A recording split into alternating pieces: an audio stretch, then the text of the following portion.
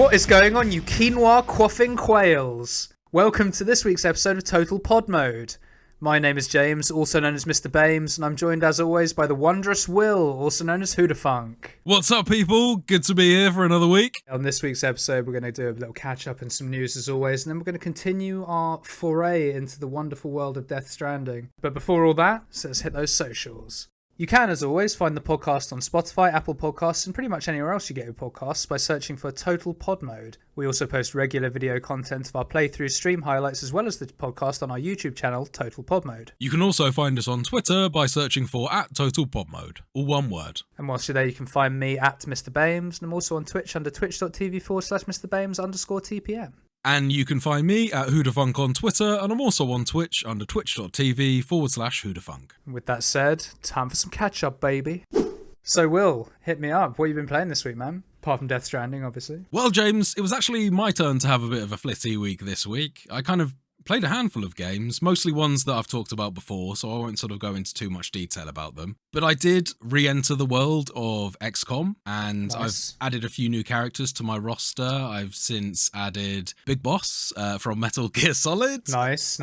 Solid Snake, Liquid Snake. I added Eva from Snakey. Just a bunch of Metal Gear Solid characters, basically. Fair play. Makes sense. And then I just added a few Resident Evil characters as well. So Okay. we've got Leon Kennedy, we've got Good Chris, stuff. we've got Jill. So yeah, kind of amongst my sort of friends in real world, I now have sort of main video game protagonists to kind of accompany Hell the yeah. journey, and it's making things fun. I was going to say, there must be some sort of cool feeling when it's like, oh shit, you just died, James. I'm going to draft in Solid Snake in your place. Yeah, exactly. Yeah, it's like for like. That's tasty. Just out of interest, have you gotten these characters to the point where they have their own classes? Do we have any things that don't really work out? Like, is Leon Kennedy a fucking bruiser or something? Honestly, I actually haven't worked my way through my initial roster of people I know in real life yet. Oh, good stuff. The worst that's happened is they've all been like mortally wounded or something, but you know, that's just like warrants like 20 days in the brig and then back out there. So Hell yeah, honestly, doing pretty good. I'm having a great time on this. My experience with 40k has made a big difference in terms of how much I'm enjoying this and how much like skill I'm playing this with as well. I was going to say, actually knowing the rules and what to do and things like that always helps, it turns out. Yeah, who knows that you make an informed decision, it's usually a better one. So other than XCOM, I also dipped my toes back into a little bit of Resident Evil 4, which some listeners might remember I challenged James to complete as part of the Games Challenge last year. Rocket launchers for the win. Yeah, honestly, I haven't actually gone back to your rocket launcher style playthrough. I tend to, my inventory, I like to keep it tight. It takes up a lot of space in the inventory. Look at you playing the game as intended. Ooh. But I do actually like to dip my toes back into that every so often. It doesn't kind of, you know, I don't complete the game every time I play. It tends to be that I'll just sort of like progress the game by maybe about 4 or 5 hours every time I pick it up. That makes sense. I mean, you know it so well that you probably can just jump in, don't need to worry about reacclimatizing yourself to the controls. Exactly, yeah. It's all familiar territory. The moment I spawn in, I know where I am and what I need to do, so... Understandable. And then also, in combination with that, I've also gone back to a little bit of Smash Bros. World of Light, which is the adventure mode for that. Just been sort of progressing my way across the map that I talked about before. Nothing really major to talk about there. I've discovered a few new features, so I've been progressing my skill tree in the game, which has been giving me upgrades like increasing the power of attacks or making me able to stop easier from motion, which isn't so much of a big deal in this one. I find that the motion's not fast and flicky enough that you really need to worry about how quickly you can stop. Yeah. Also, having things like additional jump height as part of the skill tree is really useful to have. You can increase the strength of your shields in terms of blocking enemy attacks as well. So these are all kind of things that you just never really get to muck around with when you're playing with your friends, because obviously everything's kind of more down to character based and you don't want to give yourself any sort of unbalanced, unfair advantage. But it's a complete free-for-all in this adventure mode. Yeah, I can imagine, to be fair. Don't they have like a handicap system and things like that as well, that you can like give yourself certain special abilities, and there's probably what you're talking about now, really. But that was more like the cards that you unlock, which are the spirits, and then you can kind of have sub cards for those, and those will give you all sorts of bonuses as well. well. So you have your skill tree, which you can just fill out, and that's kind of like a standard universal thing across all characters.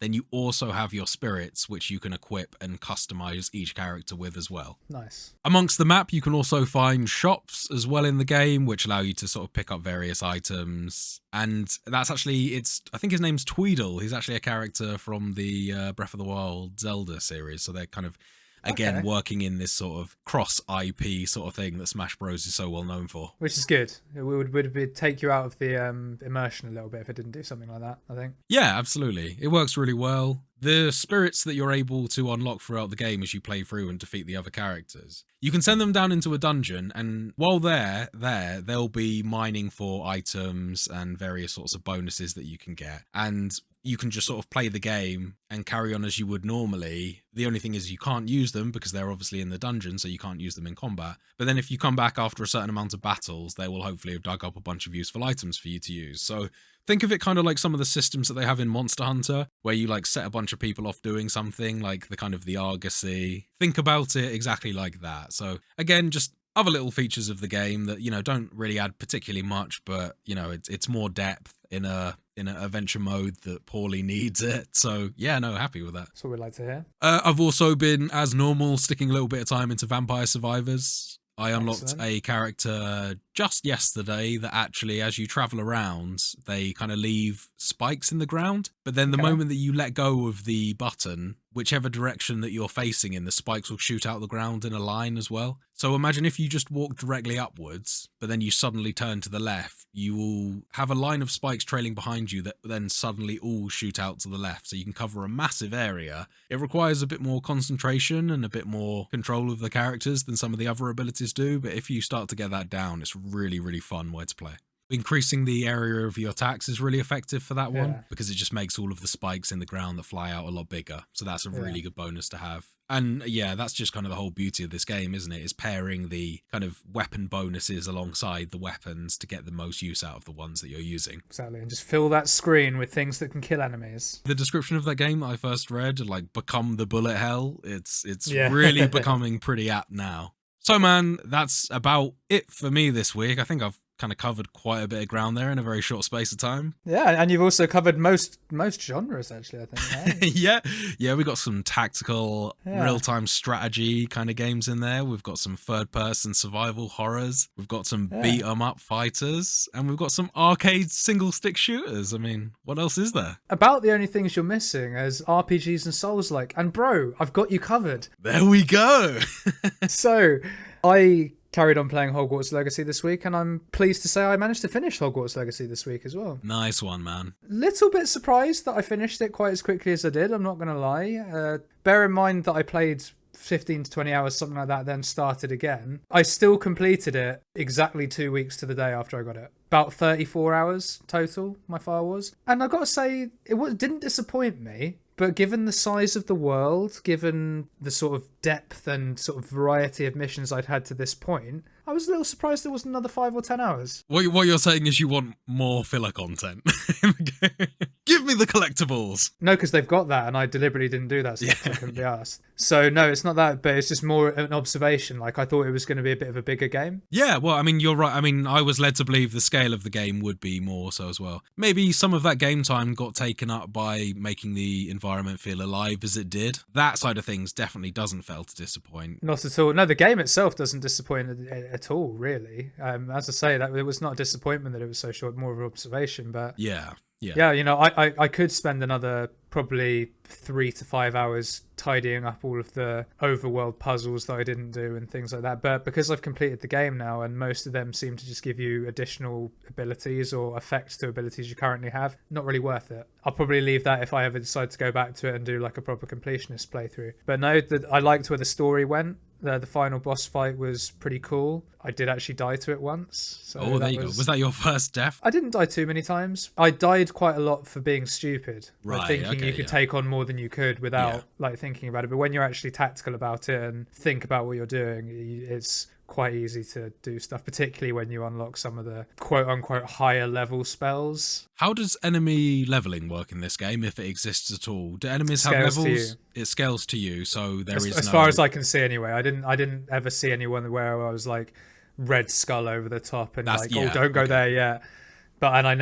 I had a few times where the enemies were under leveled for me, Oh, okay. but those were ones where it was specifically linked to like main quest lines and things like that. Sure thing. Overworld enemies and things just seemed to be leveled to me. And if there were areas with higher levels, You didn't find them. Or you found them at appropriate time. yeah, it either wasn't significant or I just didn't notice. Well, I was going to ask as well. So just how challenging did you find this game? In terms of, I guess I'm asking mostly in terms of combat, because I've actually seen quite a few videos this week that made the combat look really nice, man. Some of the teleporting abilities that you can do, the mix of the spells. What I'm assuming, you know, if you kind of apply video game logic, is that you'll use different spells for different types of enemies. I think I touched on this slightly in the first time I brought it up. Is if they have a purple shield, like some of the spells are attributed to that color, so you'd use like Accio to break that shield. Right.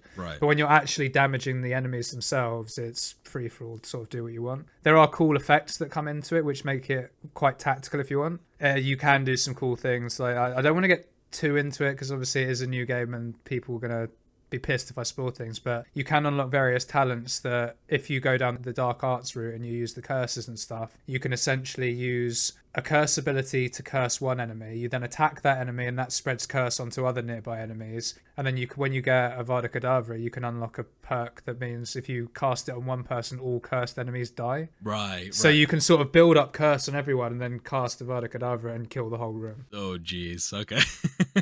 Yeah, the combat's really good, man. Like, and particularly on the hardest difficulty, it's very challenging as well, which is nice. As I say, the only negative I can really give it is that I had frame rate drops on occasion, and there were some graphical glitches and things like that. But similar to Pokemon, it's nothing that wasn't just funny, really. So yeah, good times. Would thoroughly recommend if you enjoy the universe, and it has got decent replayability. You know, being in each individual house, I believe has at least one different side quest for each one. You know, I'm not going to play it again anytime soon, I don't think, but I can see myself playing it again for sure. I'll definitely make sure to check that one out at some point, I think. I'll wait for it to come down a bit in price and scoop that one up myself. The combat alone looks really fun. But no, and aside from that, I dipped my toes into Neo.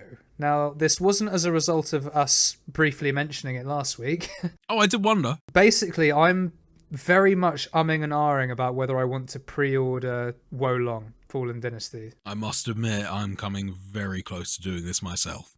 I've nearly bought it about 3 times. I'm not going to pre-order it, but whether I get this day one or not is definitely up for question. Exactly, and because it looks so fucking good. And I thought to myself, right, I don't really know Team Ninja all that well. I know they've done the Neo games. What better way to try and make an informed decision than to jump into Neo and see if I can actually, with some patience and actually giving it more of a go, because I don't feel I gave it a fair try last time I tried it. See what it's like, get a feel for the combat, and see if it influences my decision at all to pick up Wolong. Now, I've put in 3 hours or so. I basically got up to where I got to last time I played, so I'm just before, not the first boss you encounter, because you have that tutorial boss at the top of the Tower of London, which you may remember from when we played before. I do. But I'm at the first sort of mainline boss, and I stopped there because I was getting a bit tired, and I was like, I don't want to attempt the boss while I'm tired. I'm gonna go to bed. When I come back to Neo, I'll pick up from there. And as a result of that, I don't really have too much to say on it. It seems very good. It was a little bit loose at first because I was used to Hogwarts Legacy, and they control very differently. It was loose in comparison. No, you're right though. It's loose. Probably isn't the right term, but I know not what you mean. Loose in terms of the game mechanics. Loose in terms of me being able to time it. So there was that, but once I got into it, it was very good. I've gone slightly different this time. I think when we tried to play co-op, we didn't actually end up being able to play co-op. No, we did struggle to get together, actually, didn't we? You have to like complete the area and then go back and help each other, something like that. So we ended up just doing the first area independently whilst on the phone to one another. But when I was playing that playthrough we did before, I was using sort of lighter weapons and sort of fucking around with that. Yeah. Lightly armoured and all that good stuff. This time I've gone differently. I've gone heavy armoured and the heavy weapons. So I'm using, I think, that big old sword that you used. It's like a giant katana. It begins with O. I forget what it's called. And then the big old battle axe as well as my secondary weapon. And it turns out that unlike Dark Souls, having heavy armour and stuff doesn't actually affect your movement speed or anything like that. It just makes your stamina bar drain quicker. Right. Which is an interesting take on it. It means you have to be very careful with your stamina management, because when you run out of stamina in this game, you just fucking stop and have to catch your breath. I'm using the heavy weapons like I am. It means I can have 3 swings and a dodge, and then I need to be very fucking careful. So much more punishing than Dark Souls or Elden Ring in that respect. Yes, but I would also hasten to add that it's also probably more punishing because I'm more used to those games as well. Like the amount of times I pressed B to roll, and I'm just like, no, it's A in this game. Come on.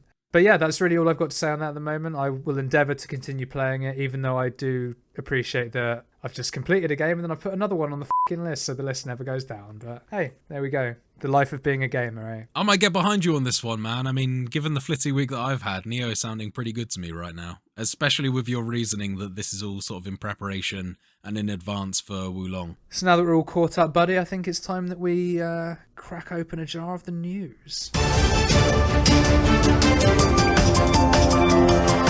So our first news story this week is good news if you're a Nintendo Switch owner and are looking to play some Call of Duty. Call of Duty is coming to the Switch for the first time since 2013, which was Ghosts, so fucking hell, guys. Long time. Long old time, and that was a game to end on, like, jeez. But no, so for the first time since 2013, Microsoft and Nintendo are entering in a historic Call of Duty agreement. Microsoft Vice Chair and President Brad Smith has said that a binding 10-year agreement has been reached, which will mean Call of Duty will be available for Switch users, quote, the same day as Xbox with full feature content and parity, end quote. I didn't want to get into this early, but I just can't resist saying it. But see, Sony, it's not that hard.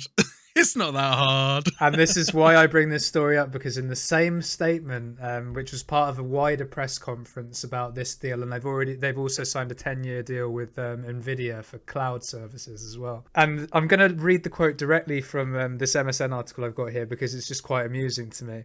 It's no coincidence that Brad Smith's announcement ends by stating that, quote, Microsoft are committed to providing long-term equal access to Call of Duty to other gaming platforms, bringing more choice to players and more competition to the gaming market. It's clear that the gaming giant is attempting to counter the idea that they've cultivated a monopoly within the industry.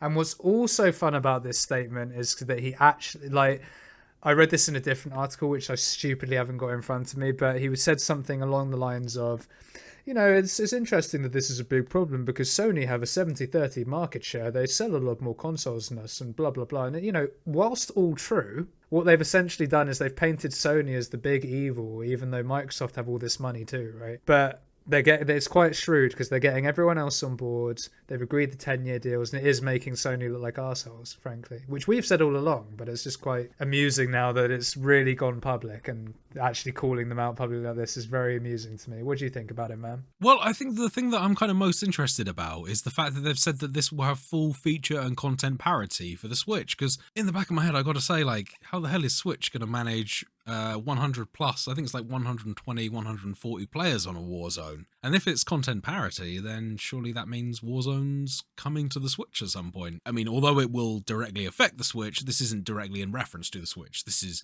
to Nintendo as a whole, isn't it? So the implication, I mean, 10 years, I mean, God, I'd be amazed if Nintendo don't push out something, at least a Switch 2. But typically, Call of Duty games on Nintendo consoles, with the exclusion of Ghosts, at least to my knowledge, they were always sort of like slimmed down experiences that would offer like either a slightly different, more tailored campaign, or the gameplay elements would be kind of more tailored. I'm thinking more like the Wii generation, as well as the Nintendo, sort of the more handheld Call of Duty titles as well. But even the Wii versions were sort of slimmed down or altered experiences. Not very many of them actually do offer content parity. So this is going to be quite a big step for them in terms of actually fitting complete content parity onto the Switch. And I'm somewhat doubtful that it will actually, I mean, they might manage it, but whether anyone wants to play it will be another matter altogether. Well, yeah, but the one, and it raises another interesting point, is that were Nintendo owners particularly clamoring for Call of Duty anyway, if it's not been there for 10 years? Who knows? I think that this move is really mainly done as a marketing ploy to show the CMA and the FTC, like, hey guys, other people are on board and they're cool with it. Like, there's no issue here, everyone else is fine. Sony are being basically. That's what I think they've done. There's nothing they lose from this. Nintendo aren't a main rival in terms of console sales because Nintendo are kind of their own thing, right? Yeah, league of their own. Yeah. Exactly. So they just do their own thing. So there's no harm in that. It's literally just PR for me. But very, very amusing PR. So keep it up, Microsoft. Keep on putting those jabs in. It's very entertaining. Microsoft is finally getting its long overdue turn to start sending some jabs back at Sony. Our second news story today is kind of rumory, but with some basis in fact. Rumours and speculations? Us? Never. Nah, we only deal in solid facts. I have to talk about facts because I think it's important. We have a couple of potentially interesting titles slated for E3 this year. The first thing we've got is Warner Brothers have unintentionally leaked that they're working on Mortal Kombat 12 as part of their earnings call. Oh, right, they've just sent that out and it's obviously public information and it's on the sheet. Oh, they didn't think of a code name, no? No, they just literally said, yeah, we're still working on Mortal Kombat 12. They normally like to do their announcements at things like E3 or another sort of showcase show like that, so to have it fucking leaked on their earnings call is hilarious to me. And this is the one that's probably going to interest you a bit more, my friend. Konami are reportedly going to show up with a new Castlevania game alongside the long-rumoured and long-awaited for fans remake of Metal Gear Solid 3 Snake Eater. Don't. Don't what? Don't give me hope.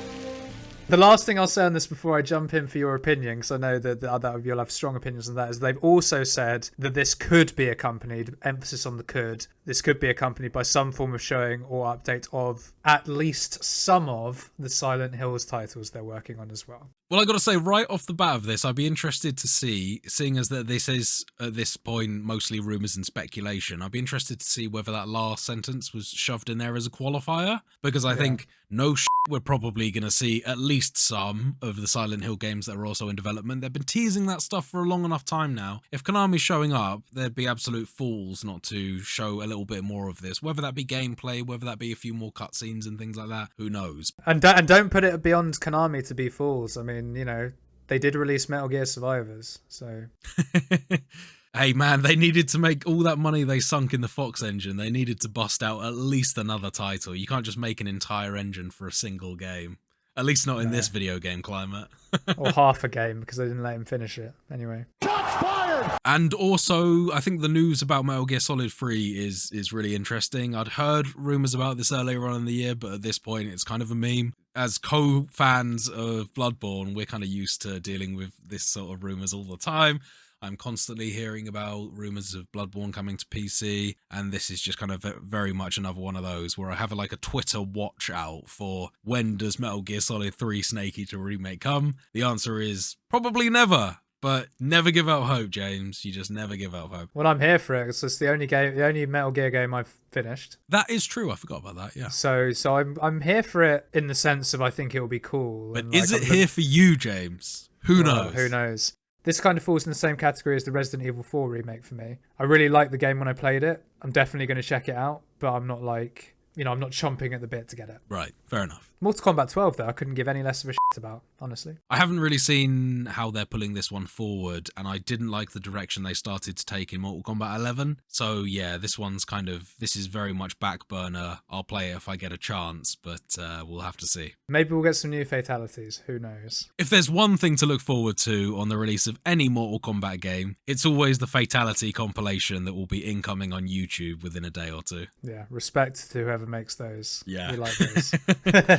And our final news story today is another one that's quite funny, sort of light-hearted a little bit, unless you're playing the game, I suppose. But Ubisoft is taking a stand against mouse and keyboard cheaters in Rainbow Six Siege on console, stating that they will be clamping down on people who use devices such as the XIM and Cronus, which basically emulate a controller using a mouse and keyboard, as they give players an unfair advantage against controller users. Apparently Ubisoft have a tool which can detect when these devices are in use, which they will use to flag players, but interestingly, not ban them. In my opinion, Ubisoft can't afford to decrease their player base given their current situation, which is probably why they've made that decision. But basically all they're going to do if they catch people using these is they're going to basically increase the latency. For artificial latency increase. Yeah, interesting. To mess with their aiming and things of that nature. But they don't want to ban people because they need those player bases. So yeah, well, I mean, it's a very dedicated community that Rainbow Six has. That game, against all odds, is just still going strong and has completely outlived Rainbow Six's attempt at trying to knock that one off with the Outbreak version of the game that was released. That didn't do anything. So yeah, you're absolutely right. By sort of cutting away at this player base that I definitely wouldn't call it dwindling by any regards, but it's definitely one of those ones where it's a select few now that are staying with it, and I'm sure they pull in a new few players every time they release a content update. This is an interesting one. This is kind of opposing the direction that games is going these days, which is increasingly, and to a lot of people's disappointment and annoyance, they're actually combining lobbies with controller players and mouse and keyboard players, and cross-play seems to be the way things are going, and more people are opting to be in those mixed lobbies. At the back of my head, I thought Rainbow Six had almost already gone cross-play, but I guess that's obviously not a thing. And I mean, just based on this, it sounds like they wouldn't really go in that direction anyway. It sounds like even for future titles, it's unlikely that we'll see crossplay if they're already flagging and trying to sort of make it harder for console players to play with keyboard and mouse players. I don't know enough about the game, so I don't know if it's a case of Rainbow Six Siege strictly has console-only lobbies and strictly has PC lobbies, in which case they're right to do this because it would give an unfair advantage. If it's a mixed lobby, you know what you're getting into. If people think they're on console only, I can kind of see it. Oh yeah, I think that's a different kettle of fish. Yeah. So, but I don't know enough about the game to know if that's what the deal is. But you raised an interesting point there, man. The world is definitely moving towards more crossplay, and rightly so, in my opinion. So maybe it is just a case of if you're not expecting it, it's a dick move. Who knows? And with that, we come to the end of the news for this week. So now, the moment you've all been waiting for. Come join us as we continue our adventures in Death Stranding at Completionist Corner. Here we go for the Completionists Corner.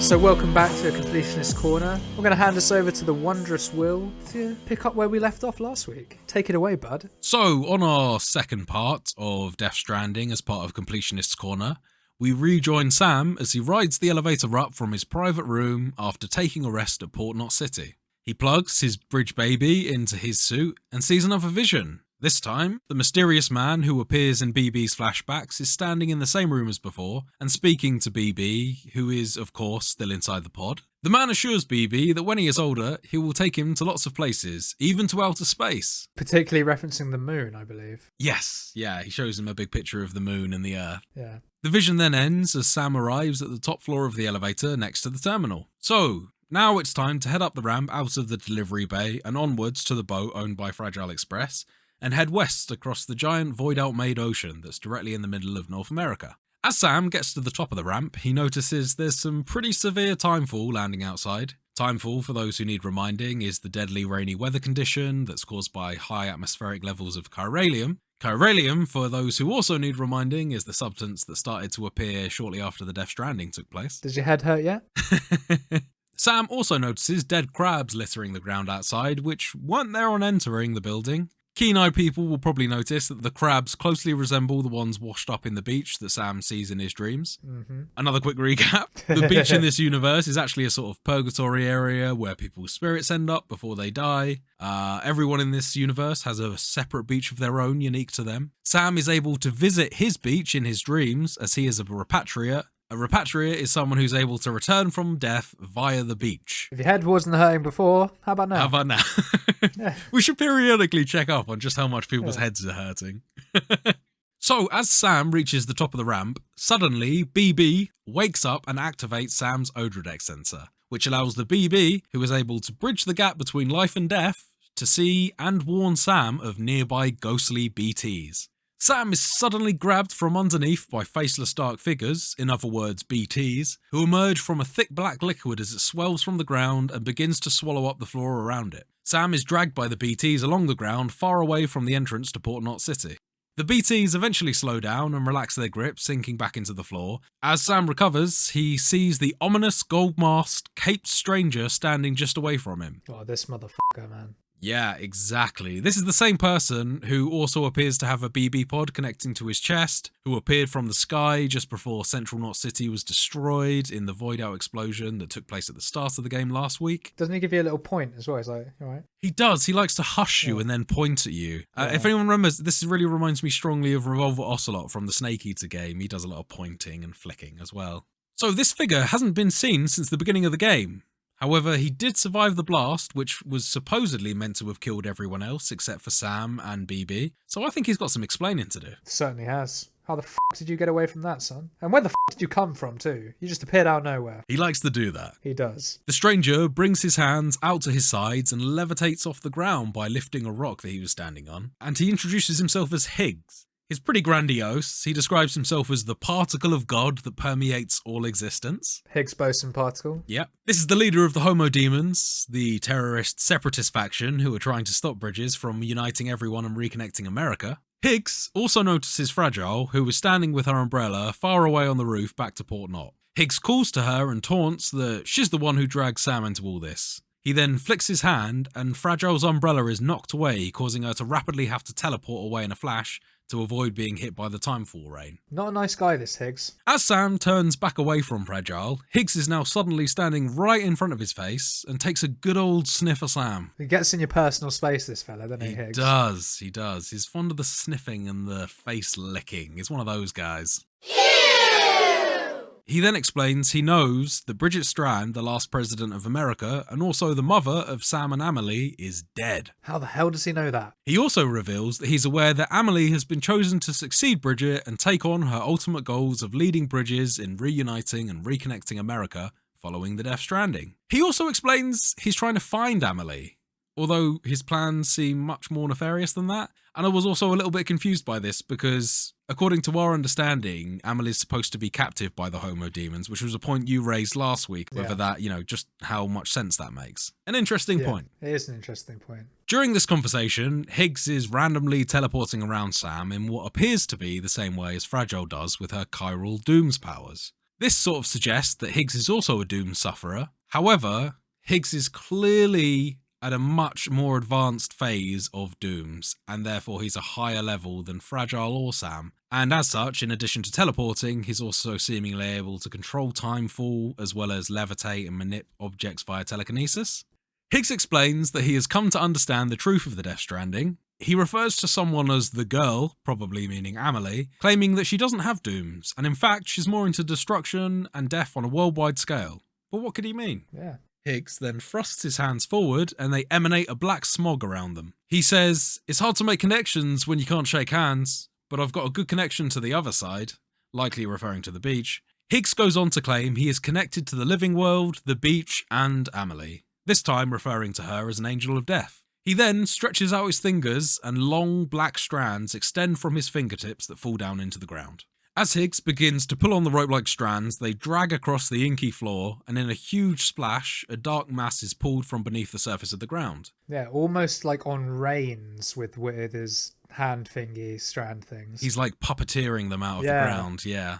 So this giant black mass is kind of shaped like a whale with tentacles covering its body, and it's writhing violently all over the place. Yeah, I saw giant squid, so interesting you saw whale. But that's probably, I just saw the tentacles and was like, squid. Provided that Sam has done a good job so far of avoiding the smaller BTs in his encounters up to this point, this may well be the first giant BT that Sam has encountered on his journey. Yes. Higgs tells Sam he's on the menu and reminds him that when he's consumed by the colossal BT, it will trigger a void-out explosion that will wipe out the whole area off the map, port not included. Yeah, and but given the difference in size between this BT and the ones that ate our driver friend and Igor earlier in the game, would be a bigger explosion, I'd assume, because this BT was a good 4 or 5 times the size as the ones that were present in the first explosion. That's a very fair thing to assume, although I think that in reality, actually, the size of the explosion is dependent on the person consumed, and Sam as a repatriate actually just has much smaller explosions than regular people that are consumed. Yeah. Okay, that's interesting. Yeah.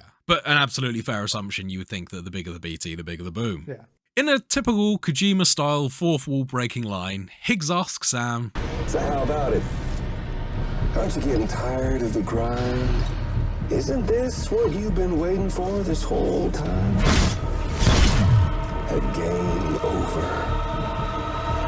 I loved that line, Yeah. Can I just say? I don't think I necessarily took it as like, I don't know if it's an Easter egg from something else. I just loved that as like gaming.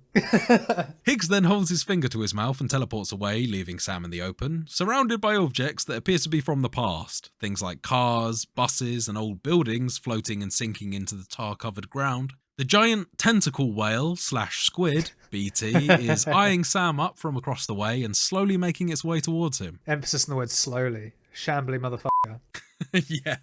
Sam uses the buildings and cars to stay at a distance from the giant BT who is trying to crash into him. Sam throws hematic grenades, which are weapons filled with his aerosolized blood, at the BT in order to defeat it. Sam also might be helped by white silhouettes emerging from the water. Did you notice any of these white silhouettes in your game, James? I did not notice any of these white silhouettes, no. But given what's gone before, I can imagine these are spirits of the dead or some such that would help you or something like that. They are in a Or way. other players? That's right. Yeah, so these white silhouettes are actually the spirits of other online players that have opted to send tools to Sam during the fight. So other players can actually contribute to your boss fight by tracking you useful items. If you see them and you get near them, this white silhouette will start chucking packages at you, and they will include useful things, typically like hematic grenades, maybe... Yes, you see, I saw the items come up, but I never saw the throws. silhouettes That's chucking really them. cool. Yeah. So I was like, oh, how did these 18 packets of grenades suddenly appear on the battlefield? yeah. And what I then, interestingly, getting a bit ahead, is what I did when I defeated the boss, I picked up everything. And because it's right outside a distribution centre, I then went inside that distribution centre and put it all in the shared locker. There you go, man. That's the communal way of living. Exactly. Yeah. It's giving back, man. It's giving back. I was like, these came to me. I didn't use them. I'm now going to put them back. You can tell that you are properly engaging with the way that Death Stranding was intended to be played.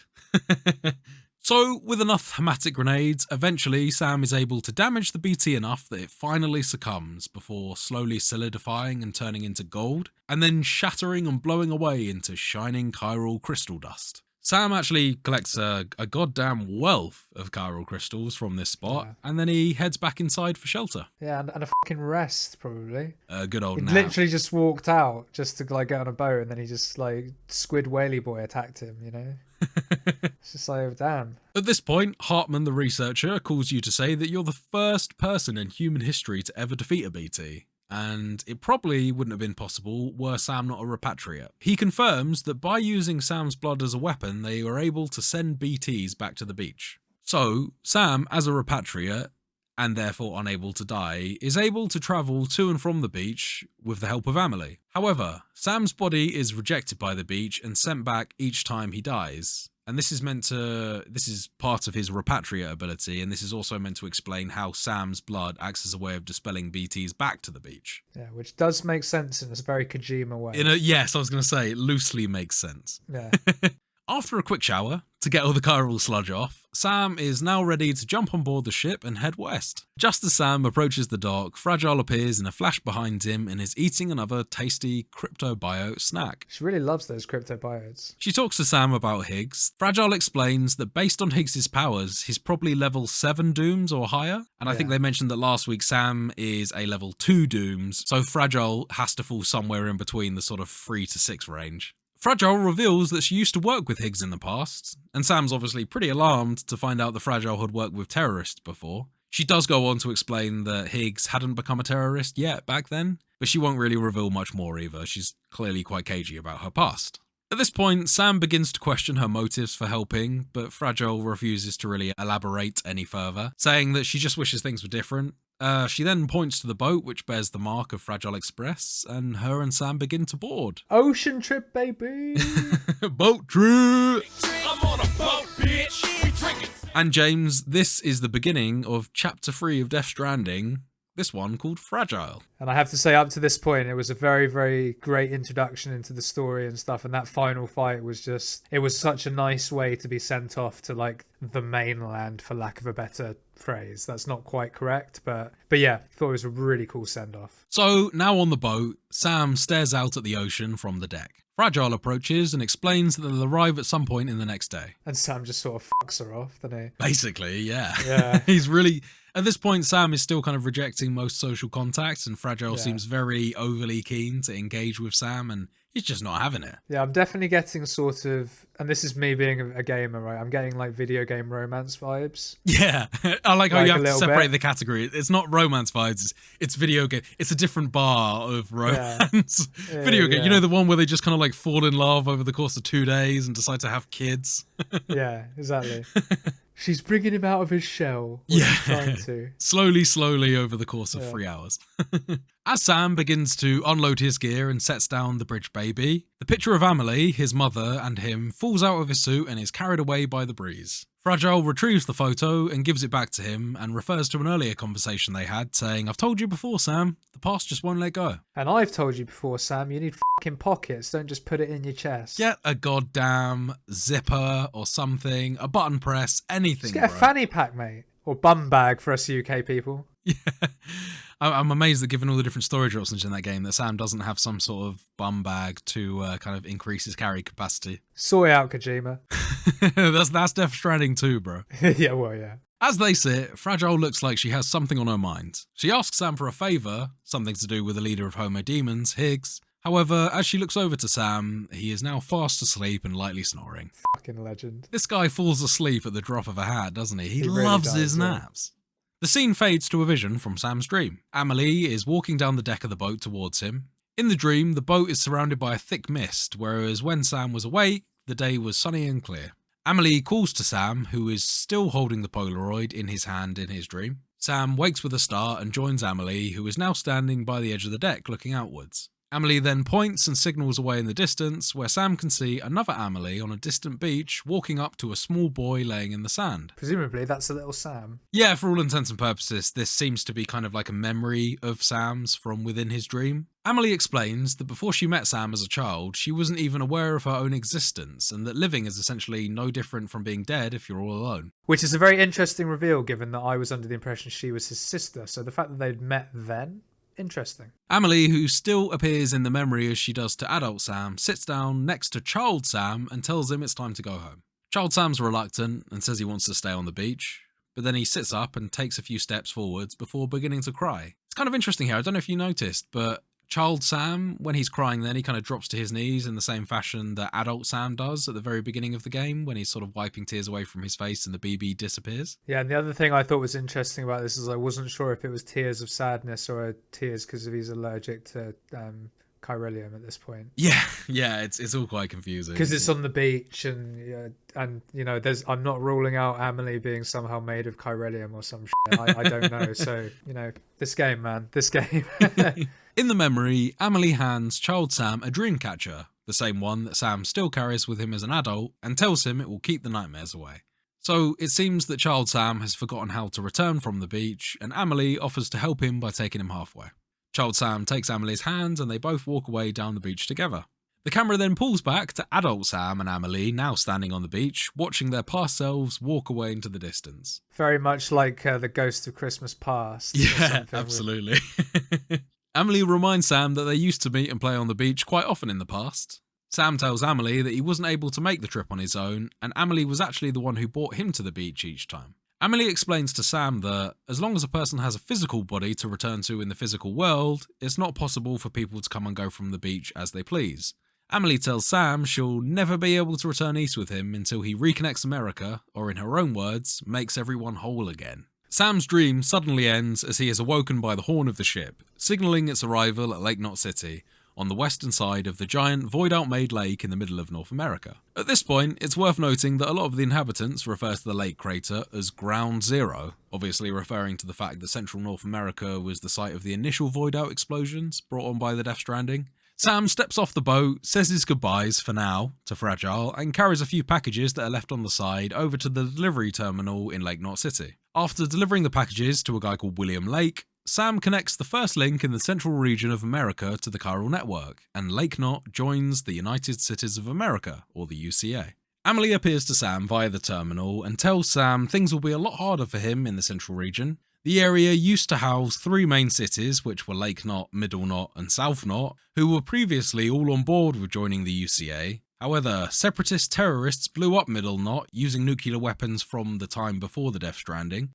They also attacked South Knot and managed to kill off half the population there in explosions too. Real cool guys. Yeah, these Homo Demons terrorists, they're really fucking shit up in the central region. So Bridges, at this point, simply doesn't have the time or the resources to recreate cities on the same scale as before. So, in order to establish and enable coverage of the chiral network in the region, Sam will need the support from every survivor in the area. Since the terrorists destroyed Middle Knot City and attacked South Knot, the survivors and doomsday preppers out in the wasteland are very suspicious of strangers, and particularly of Bridges, especially around their motivations for setting up the chiral network and the reasons for connecting everyone. Yeah, because worth noting, obviously, a lot of these people had been spoken to by Amelie in the past in the old, the initial movement east. Yeah, Bridges 1, the first expedition. Yeah.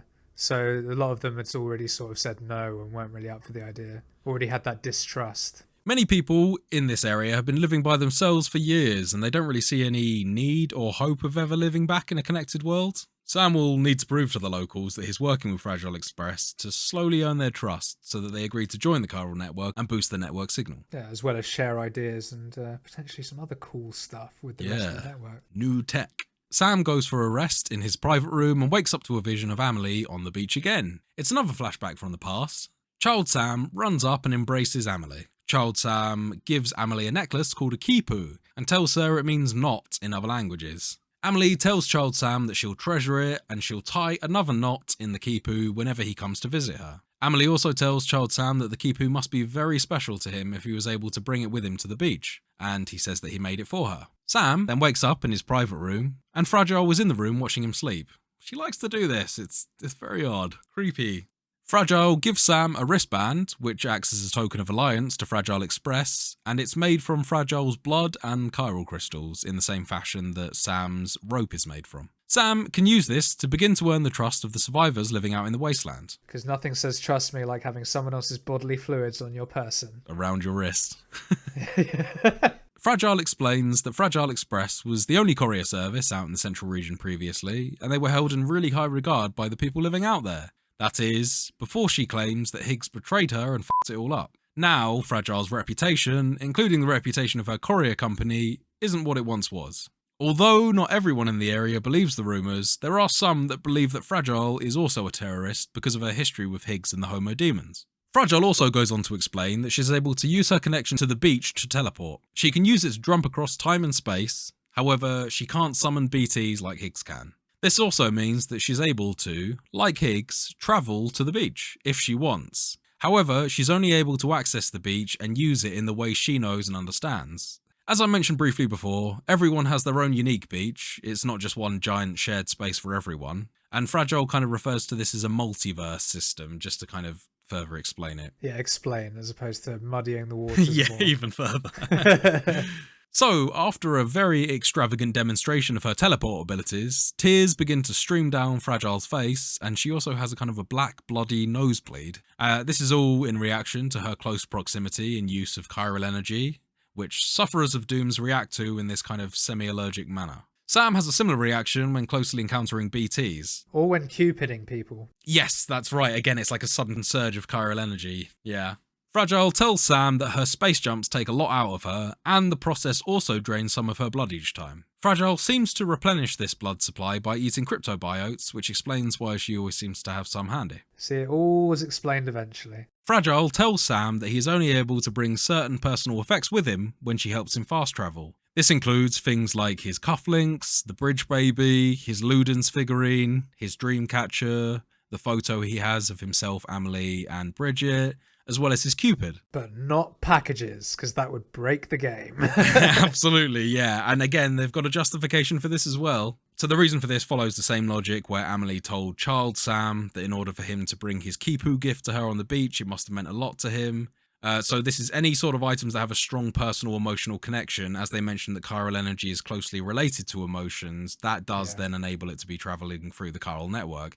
And as James correctly mentioned there, packages aren't able to because Sam's not about to form an emotional connection to a pair of boots that he's got to lug over to the next distribution centre. But it is very nice in that it automatically puts it in the private locker of the place you fast travelled from. Yes. So this is also kind of interesting that despite the fact that Sam habitually rejects connections and avoids contact with people, he does choose to carry so many items with him that represents his bonds to different individuals. And obviously they clearly mean something to him because they're able to be transported to the beach. Yes. Fragile warns that Edge Knot City, Sam's final, ultimate destination of his journey, is absolutely full of terrorists. However, if this is indeed where he intends to end up, he'll need to defeat Higgs at some point. Sam says he's really not into the whole killing monsters and terrorists type of deal, and all he really wants to do is make deliveries and find Amelie.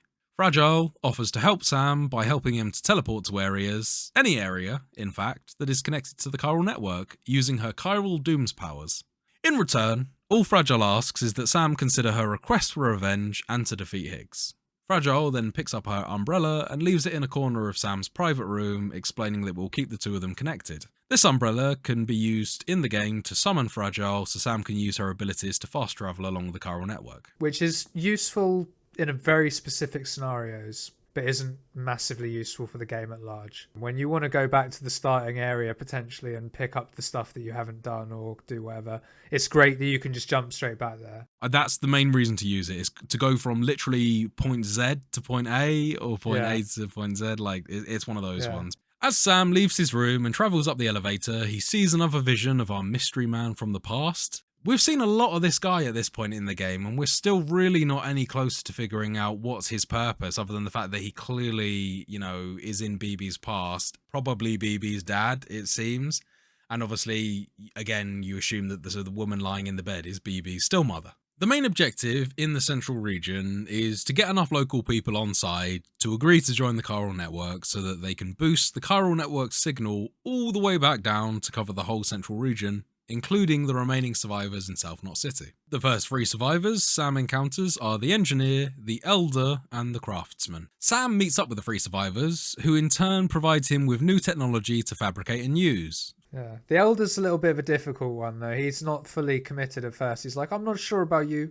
You're going to have to do some more work for me. That's exactly right. Eventually he comes around though. So he's happy to join the network, but he doesn't want to join Bridges and form a full contract. He just wants to do a partial contract. And as Fragile mentioned before, not everyone in the central region trusts Fragile Express or Bridges, based on the fact that they seem to rile up the terrorists and cause them to start blowing shit up. Yeah. Although some people are happy to join the network, like the engineer. However, people just don't trust Bridges enough yet to become part of the UCA, just in case they incite the wrath of the terrorists. Understandable, given what we've seen of Higgs so far. Yeah, they're pretty good at their acts of terrorism, so I can appreciate that. Also, I mean, just the fact that you could send a person off to shoot themselves in the head and enact a nuclear explosion, it's pretty effective.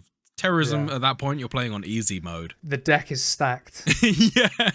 The craftsman is the most mistrusting of the 3 survivors and will take some extra convincing before joining the network. To do this, Sam needs to travel to an old ruined shopping centre nearby, which was blown up by the terrorists and is now surrounded by BTs, and retrieve his bag of tools. So a bit of a side note here. As Sam continues to reconnect the knots to the chiral network and establish routes between the various prepper survivors, he might start to encounter other porters along on their journey. Yes. It can be pretty damn beneficial to stop by and say hey, and maybe even chuck a few likes their way. Because if Sam does this, they can boost your stamina by sending likes back, and they might even give you some useful tools to take. So in this case, I bumped into some guys, and one of them actually offered me some hematic anti-BT grenades right before going to this area, which was super useful. I only had 1 reserve pack left, so it was perfect for what I needed. Hell yeah. The porters also might use structures like ladders and climbing rope that Sam has built along his routes, which can earn you additional likes.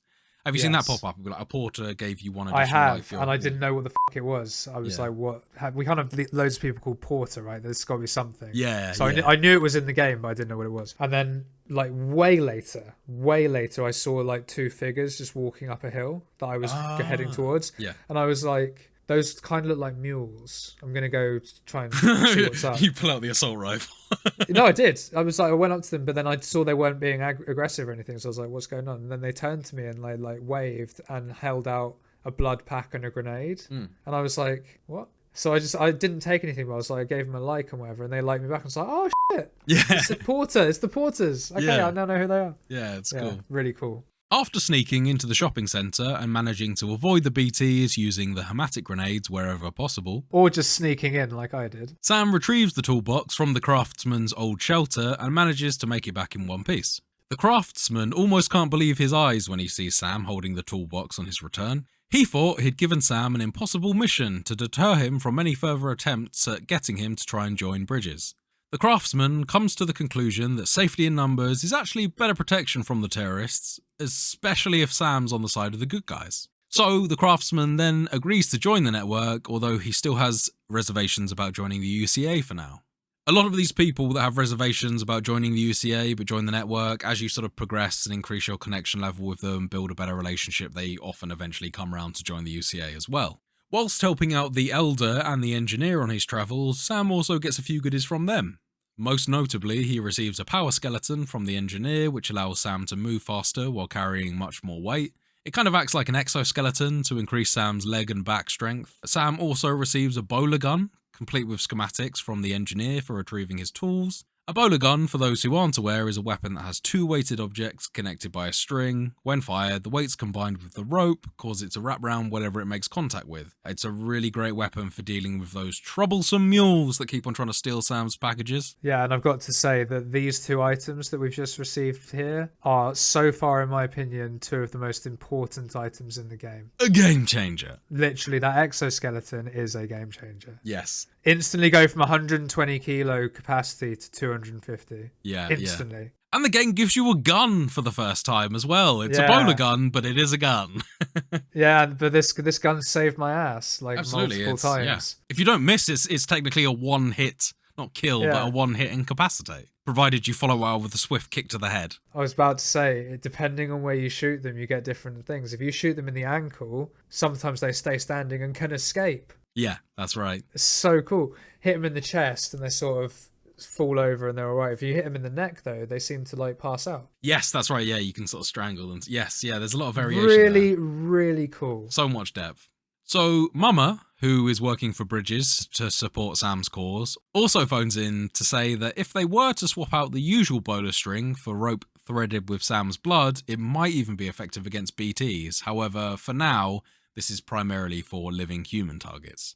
So, Sam takes the bowler gun and moves on to the next order. Die Hardman congratulates Sam on his progress connecting everyone so far up to the network, and he then asks Sam to go and collect a system server at Lake Knot that contains information that will allow Bridges to become manufacturing automated delivery services. The server has been stolen by mules and is currently sitting in a nearby camp, so Sam needs to sneak in and collect it from one of their mule post boxes. What better time to practice with the bowler gun and the smoke grenades we got earlier? Exactly. And give that exoskeleton a little spin. Oh yes. Another quick side note. As you're travelling around the central region, you might also notice these things called auto-pavers scattered around the area.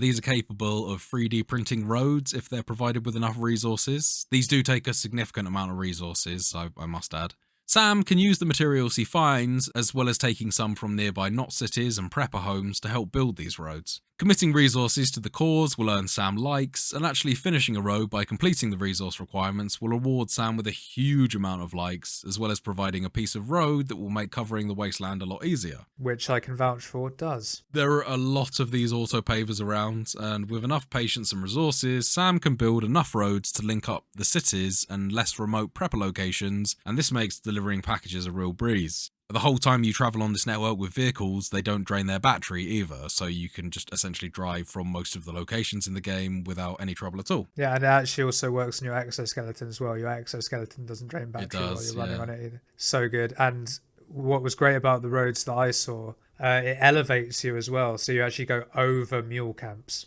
Like, it's just so useful. Yeah, it's really cool, and as you say, it keeps you completely protected from most of the hazards in the game. Obviously, if you drive through Timefall, you might still have a bad time, but ultimately you're away from a lot of the BTs and a lot of the mules. Although if the mules do see you, they can still climb up onto your road, so it's not like you're completely out of the woods, but... If you're driving at full speed, they never really get you, though. Exactly. Other online players can also contribute and complete the roads in that area too, and it's all part of the asynchronous multiplayer system where every player is essentially contributing to the world to make it a safer, more traversable environment. So, now armed with the bowler gun, and provided at this point in the game you don't already have the Mesa stun gun from the first area, we can be a little bit more gung-ho compared with our previous attempts at taking on the mules. Provided Sam doesn't have any delivery packages on his person, he also won't be detected by the sensors that border the mule camps, meaning that he'll be able to get close without being detected. Sam manages to bowler gun, beat up and subdue a camp of roughly 15 mules, and steals a trunk from them to bring back both the data server as well as a motherload of resources, stolen packages and equipment. Well, that's what your Sam did anyway. Yeah, I was going to say, this sounds like James took a bit more of a Metal Gear Solid approach, snuck in, stole it and ran off. Yeah, I didn't even encounter a single person. There you go. I think until I was leaving, but I ran away. It was fine. On returning the data server to Bridges at Lake Knot City, Sam establishes a stronger connection with William Lake and the rest of the people living there. As a reward, Sam is provided with the schematics to build a reverse trike, meaning he can now manufacture these at any eligible base. This is the same type of trike that was outside the way station that Sam was able to power up using a generator near the area before Sam got on the boat. And also the same as the one from the start of the game too. Sam is able to actually make 2 variants of this bike, one with capacity to hold packages on either side, or a bike that replaces its storage with additional battery capacity for longer journeys. Sam then returns to his private room to catch some well-earned rest. Absolutely. Deadman calls Sam and explains that with the data from the server Sam stole back from the mules, they are able to proceed with their plans to begin to automate deliveries.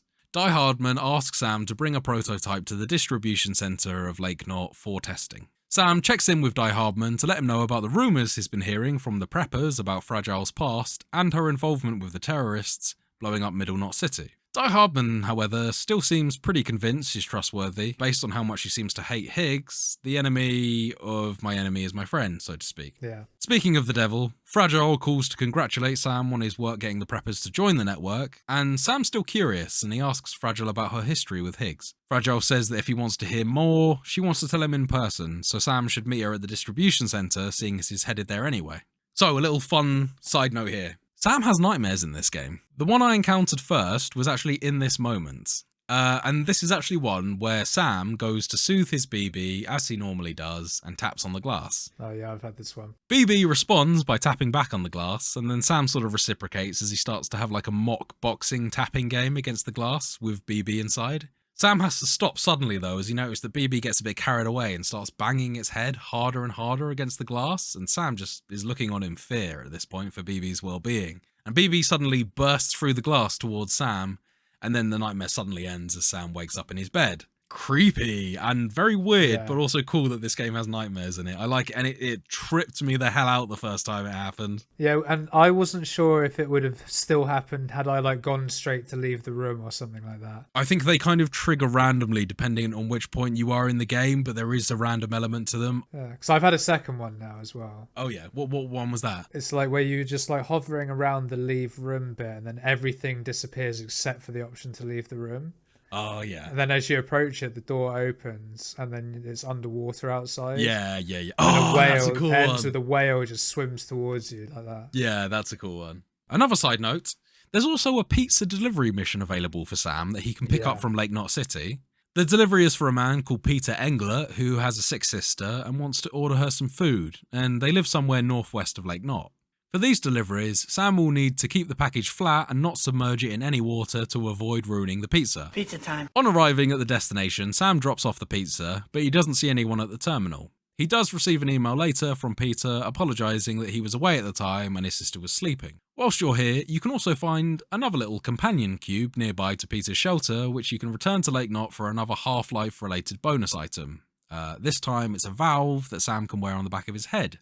This will be a pretty familiar sight to some players if they've played some other Valve games like Left 4 Dead or the Orange Box collection. Yeah, or me, because on my Neo playthrough I have a special helm that was DLC that has a steam valve on it. Sam continues on and drives the prototypes to the distribution centre and drops them off to Thomas Sutherland, the head of distribution for the centre south of Lake Knot City. On the way from Lake Knot, you can also build and extend the road towards the distribution centre as you go by taking resources from the prepper survivors you've made connections with along the way and taking them to the autopavers. After delivering the prototypes, Sam is now able to send automated drones from destinations to carry standard cargo orders to other recipients. The drone's chances of success in safely delivering the packages is determined by the length of the route as well as their chances of encountering things like package thieves and difficult terrain along their journey. If you've been building roads and clearing out mule camps, the drone success rate will be much higher. It's a good secondary way of earning likes without having to do anything for it, really. Yeah. Mama thanks Sam for his work, but has to go because her baby is starting to whine. Die Hardman calls and advises Sam to have a good rest after the long journey here, and Sam heads to his private room, and as per usual is out like a light within seconds. Rightly so. The man lugs huge numbers of kilos about every day. Sam then wakes up once again on the beach, completely naked, except for his cufflink device and Cupid dog tags, as he was in his initial vision at the start of the game.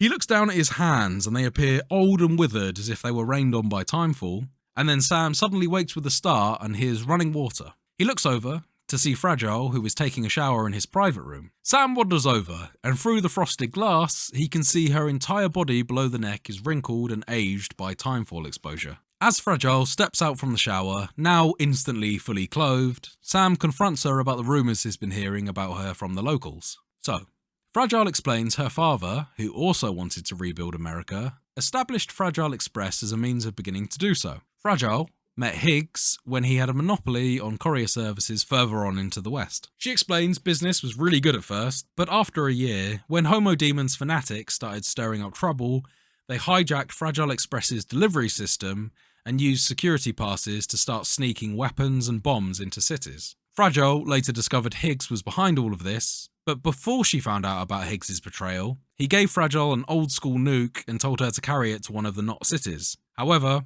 on discovering the package Fragile was carrying was a bomb, she attempted to discard it, but by that point Higgs was suspicious of her already, and he managed to stop her before she could get rid of the bomb. He then took his revenge on her, but she was able to get away. Yeah, and I thought this whole scene was very powerful. The voice acting is top notch for this game as awesome. well. Yeah. So good.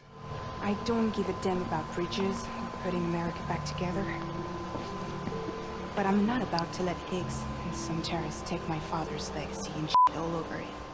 So she came here to get Sam to help her, and in return, hopefully one day have her revenge. After taking a shower and a shit, Sam leaves for another adventure. On connecting BB on the ramp up to the delivery station, he sees another vision of the mystery man from the past, running somewhere with BB. It looks like he's trying to escape from somewhere. Vision cuts back to Sam as he travels up the elevator. Deadman calls Sam and explains that he's been trying to look into the reason for the visions that Sam sees whenever he connects BB to his suit, but he's been unsuccessful so far as he's locked out of BB's service records. And a quick note here, BB is actually called BB-28 according to Bridges records, suggesting that at one point there was a lot of BBs in circulation. Which is interesting. Yeah, you're trying to imagine this world that takes place like in between before the Death Stranding, but also the advent of all this technology.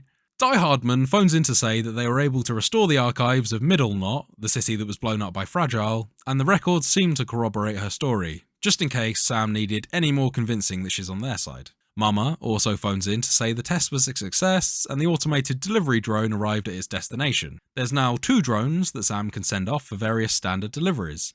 And at this point, Sam's also gains the ability to set premium orders, whereby he can increase the challenge of the standard orders by increasing the amount delivered or decreasing the time limit to deliver the cargo. Or setting a damage threshold. That's right, yeah, like a reduced damage threshold. Like no more than 3%. In turn, this will earn Sam more likes for the delivery, but only if he falls up to the challenge. At this point, Sam also can retrieve a chip marked with a mysterious V symbol on it and return it to the distribution center. This is part of the Cyberpunk 2077 DLC. On locating the chip, a mysterious person called Jay upgrades your compass, meaning you're able to have your objective marker never disappear from your heads-up display. Sam is also at this point gifted with V's face pattern, which gives him a sort of cyber look. It's just an optional piece of face aesthetic that you can choose to wear if you wish. Nothing major. It's like completely sacked off, yeah. Sam's next mission now is to head to a wind farm and deliver a chiralium measurement gauge in the hopes that Bridges can use the technology to begin to understand the timefall weather patterns. Sam avoids a patch of timefall and a group of BTs as he makes his way up a steep hill to the wind farm. The inhabitants of the wind farm have been expecting you and assure you that the gauge will save a lot of lives ultimately. Sam then proceeds to use his Cupid to connect the farm to the chiral network and establishes another strand amongst the Knot cities. Alex Weatherstone, the head of the wind farm, gives you the designs for a floating carrier, which can be attached to Sam, or another carrier, and hold a significant amount of weight. This allows Sam to daisy chain up to 2 chiral-powered carriers onto himself and carry loads more cargo over terrain that's too rough for vehicles. Yeah, I believe each one can take 300 kilo. That's right. I think more so as you upgrade them as well. Probably, yeah. This is at level 1. Yeah. So a really awesome side ability of the carrier, though, is that Sam can actually step onto it and use it like a hoverboard to surf down hills and mountains. Yeah. I haven't done it yet, but it sounds cool. It's probably best to avoid doing this while carrying anything fragile on your first few attempts, I will say. Yeah, I can imagine it's hard to stop. Sam can also now build timefall shelters with his upgraded PCC 3D printer.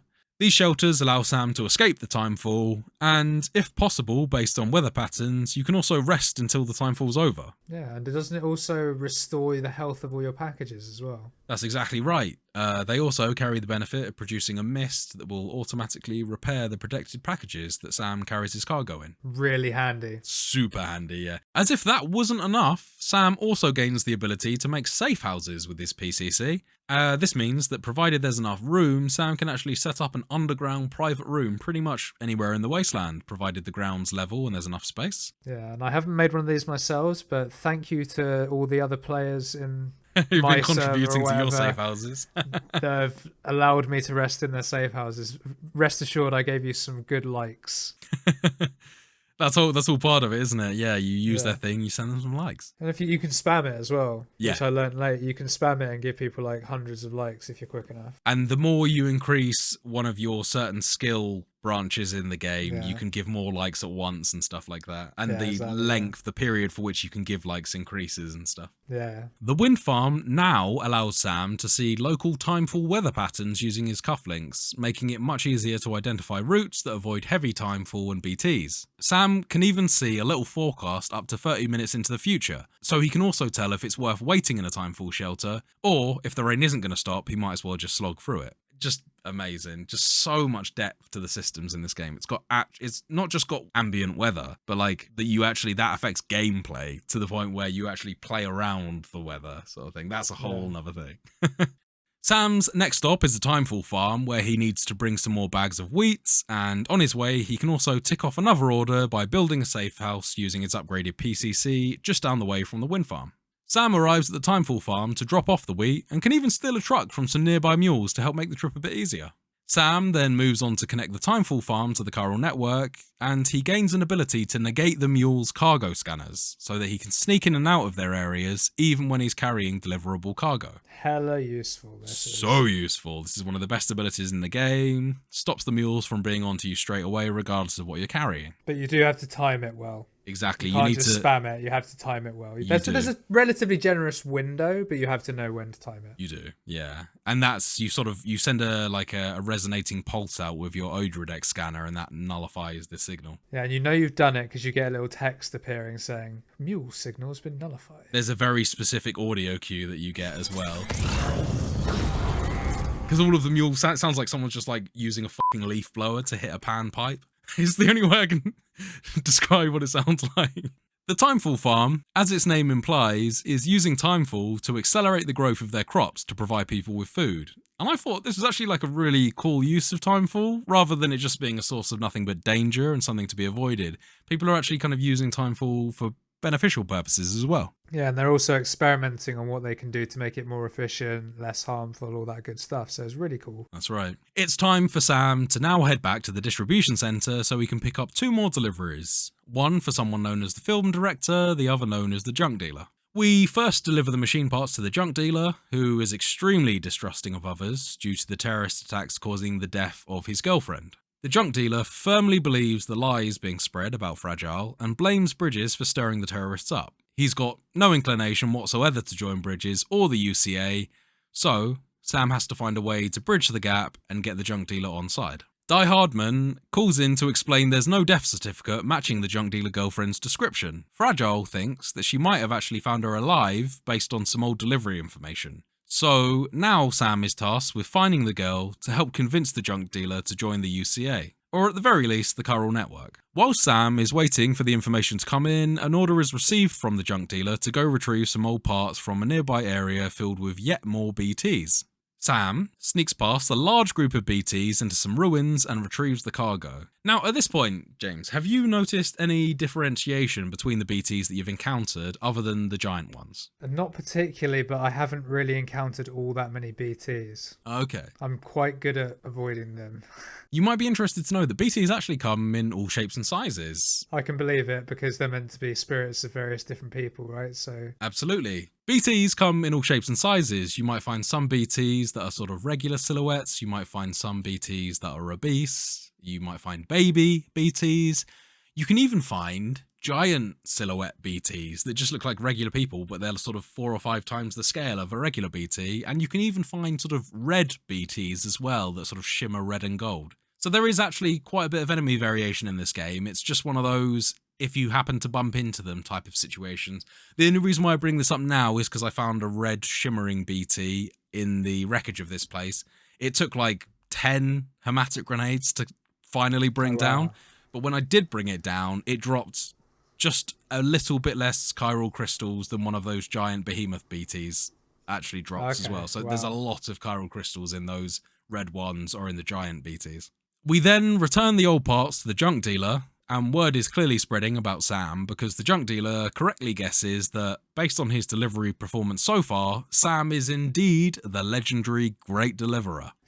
And I love this, the play on words as well, like the deliverer, like deliver us from evil. Yeah, exactly, yeah. The junk dealer, however, is still holding a grudge against Fragile and Bridges and still isn't going to join us that easily. After Fragile speaks to him and explains his girlfriend is still alive in a shelter southeast of the ruins we just visited, he gives us an hourglass made from chiral sand and says if we show that to his girlfriend, she'll likely leave with Sam and they can finally be reunited. Now, an interesting aside quickly. At this point, I still thought this was his daughter because I thought she looked like a child. She does, yes. The person, so this is a hologram you see of the junk dealer's girlfriend.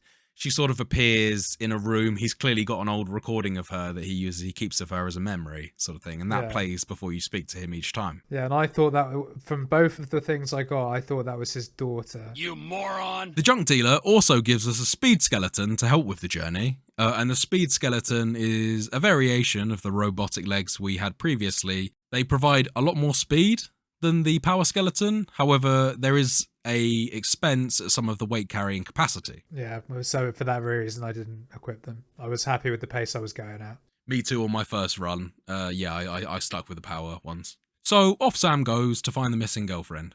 Sam manages to get to the recipient. However, an older woman answers the terminal to receive the order. And surely this can't be the junk dealer's girlfriend. As James just mentioned, he actually thought it was the junk dealer's daughter. So a middle-aged woman is definitely not the sort of person you'd expect. At this point in my head, I thought she'd been hit by timefall or something like that. Yeah. Amazing. Either way, we go ahead and connect them to the chiral network. The location for reference is called the Chiral Artist's Studio. For some reason, the chiral artists also have some schematics that they give to Sam that includes an anti-BT handgun. Not really sure why they were sitting on that. Anyway. Shortly after closing the call, the junk dealer's girlfriend opens the door to the shelter holding the hourglass. She explains that she was separated from the junk dealer during the terrorist attack on South Knot City and wasn't able to find him. She says her mother told her that the junk dealer died as they really didn't get along, and as a result of that, she finally gave up hope and stopped looking for him. She asks Sam to take her back to the junk dealer, which Sam obliges, by loading her body into a body bag, which is the exact same design as the one he carried his mother to in the incinerator on last week's episode. Just sort of the head slightly unzipped. So Yeah, you you can see the face. That was the only difference. As Sam carries her back, she explains that the tar lake in the area is said to be bottomless, and locals use of it to dispose of rubbish as well as chiral contaminated materials. And it can also be used to dispose of bodies if there's no nearby incinerator. The junk dealer turns to Sam and apologises for being so reluctant to join Bridges earlier, and after seeing what Sam is capable of, he agrees to join the UCA and the network.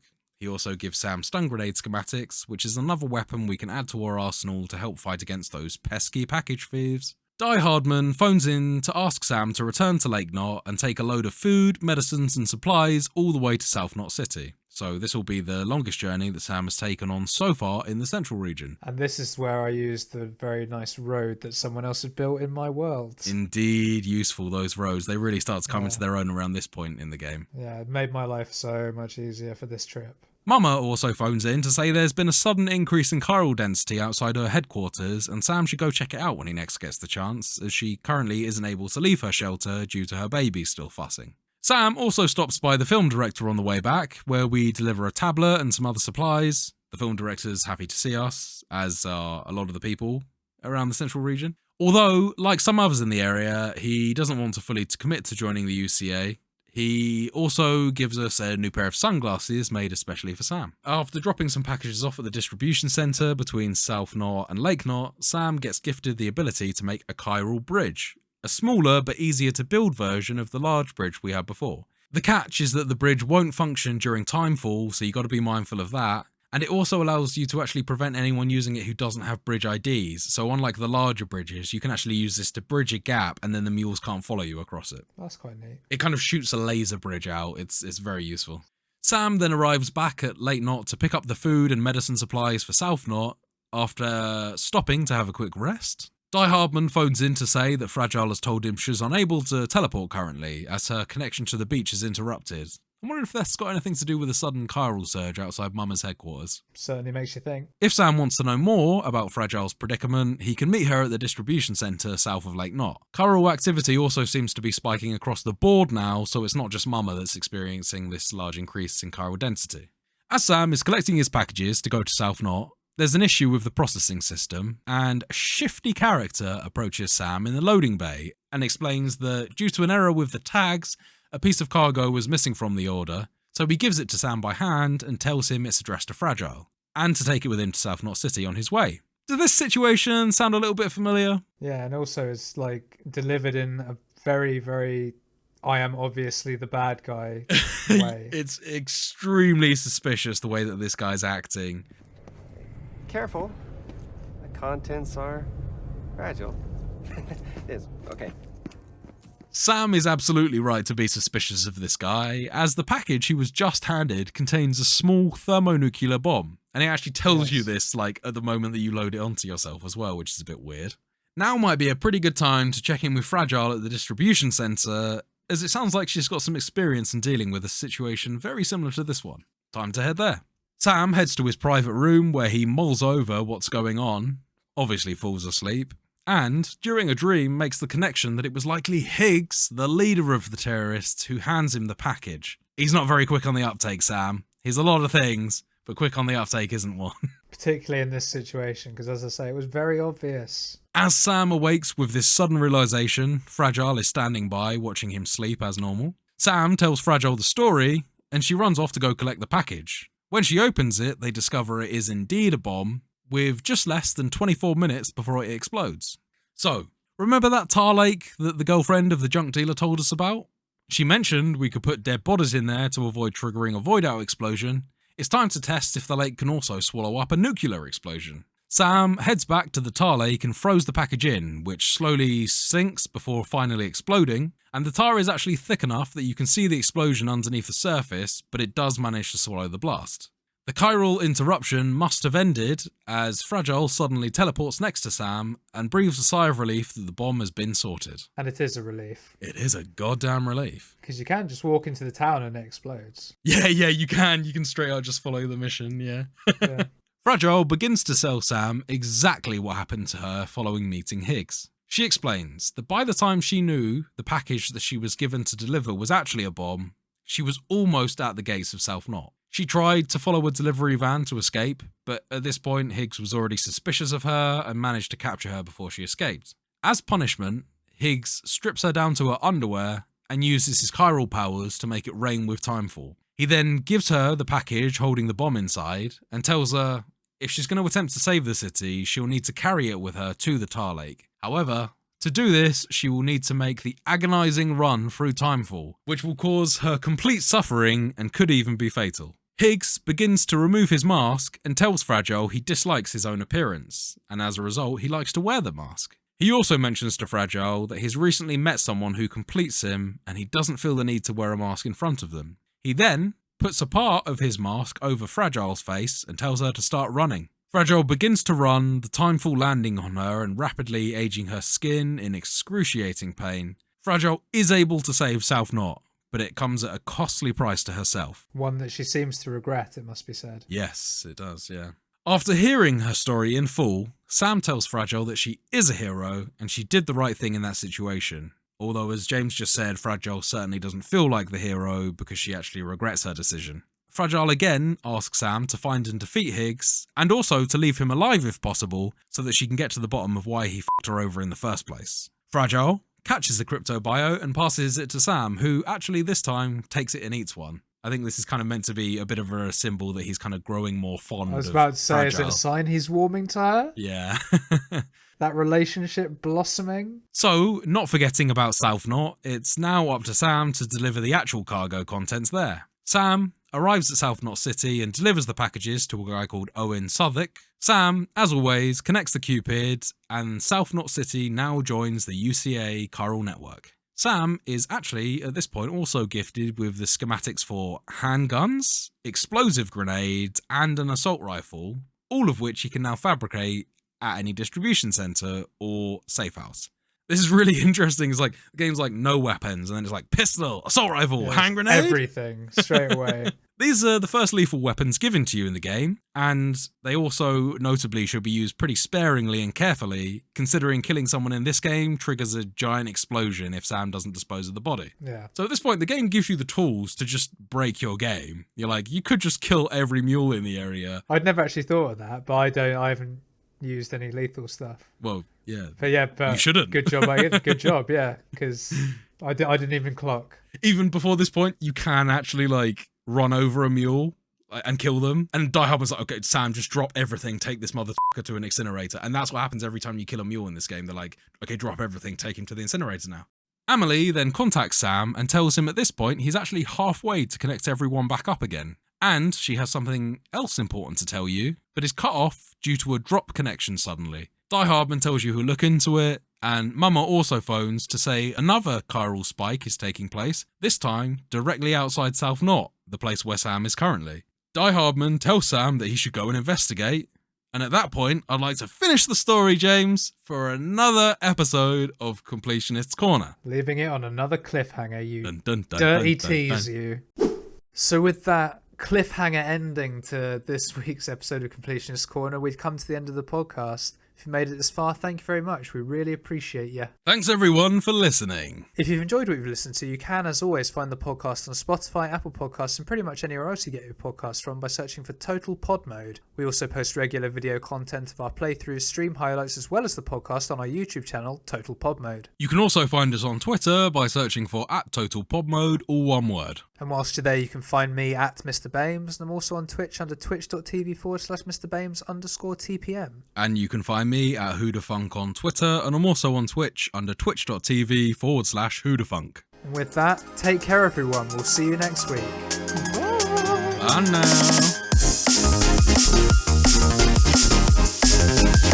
now.